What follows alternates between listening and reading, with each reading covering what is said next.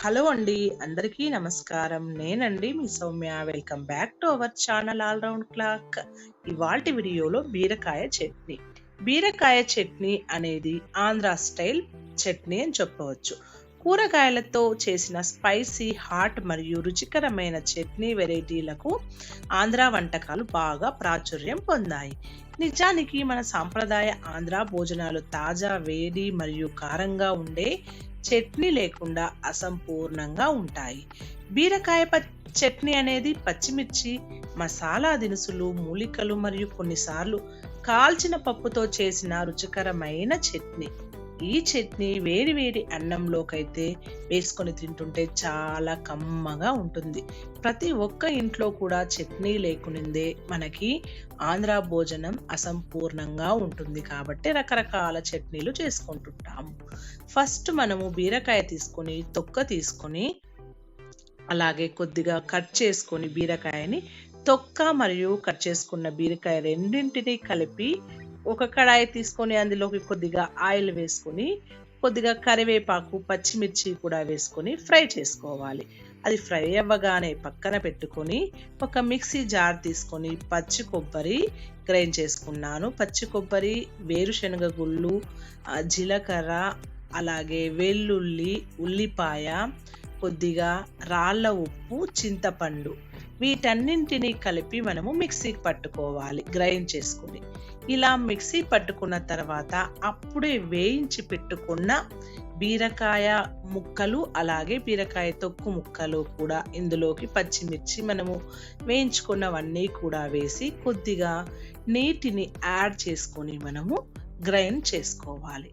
కొద్దిగా బరకగా గ్రైండ్ చేసుకోవాలి కాబట్టి నేను ఫస్ట్ పచ్చి కొబ్బరి, వేరుశనగ గుళ్ళ మిశ్రమాన్ని గ్రైండ్ చేసుకున్న తర్వాత చివరగా ఈ ఫ్రై చేసిన బీరకాయ తొక్కుని, బీరకాయ ముక్కల్ని కూడా వేసుకొని చివరగా నేను గ్రైండ్ చేసుకుంటున్నాను. ఎందుకంటే చివరగా వేసుకున్నట్లయితే మనకి కొద్దిగా బరకగా వస్తుంది. చాలా మనకి ఫైన్ పేస్ట్ అవసరం లేదు కాబట్టి ఈ చట్నీ చాలా కమ్మగా ఉంటుంది తినడానికి.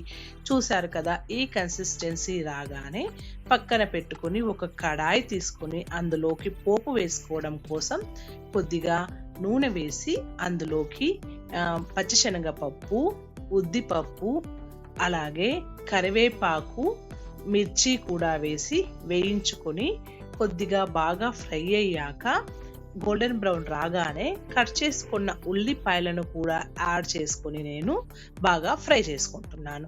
ఉల్లిపాయలు కూడా గోల్డెన్ బ్రౌన్ కలర్ రాగానే లేదా పచ్చిగా ఉన్నా కూడా ఈ చట్నీ మిక్స్ చేసుకోవచ్చు. ఇప్పుడు నేను ఈ మిక్సీ పట్టుకున్న చట్నీని మిక్స్ చేసుకొనేసి బాగా కలుపుకోవాలి.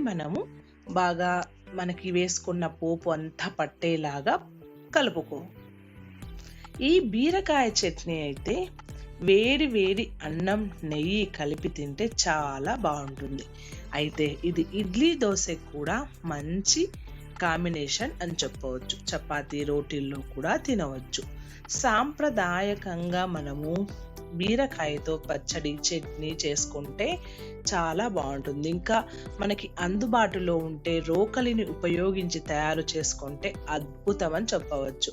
కానీ నేను మిక్సీలో వేసాను కదా, అయినా కూడా టేస్ట్కి అయితే ఏం తక్కువ లేదండి. చాలా అదిరిపోయింది. టేస్ట్ అయితే చాలా చక్కగా ఉంది. నేనైతే ఇది 15 days కూడా నిల్వ పెట్టుకోవచ్చు కాబట్టి గట్టి చట్నీని అయితే అలాగే ఒక గిన్నెలో వేశాను. ఇప్పుడు నేను యూస్ చేసుకోవడం కోసం, ప్రస్తుతం తినడం కోసం కొద్దిగా వాటర్ని కూడా యాడ్ చేశాను.